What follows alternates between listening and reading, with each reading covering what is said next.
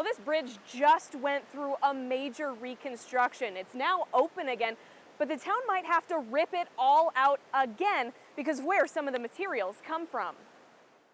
To some, it may just be a bridge. To people who live in Morrison, though, this crossing is a lifeline. It's a big part of this neighborhood to just get over into town. But the bridge was closed for the last few months for repairs.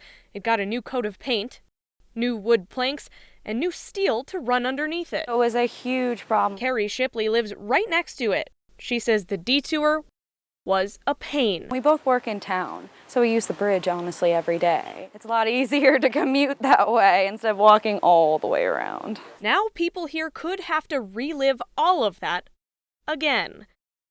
The project was part of a federally funded Buy America grant, and one of the main rules is you have to use all American materials. But some of the steel is actually from Canada. Canadians, they're kind of like our cousins, right? I mean... Still, the rule means Morrison will either have to pay for the bridge itself or rip it out and start fresh. Why didn't they make sure all the materials were from the United States to begin with? The Canadian portion only makes up about $800 of the total cost of materials. Not much, considering it'll cost about $20,000 to redo the whole thing.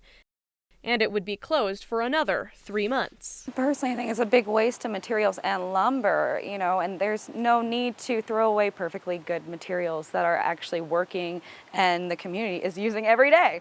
The mayor did send a letter to U.S. Representative Jared Polis asking for an exemption on this bridge project.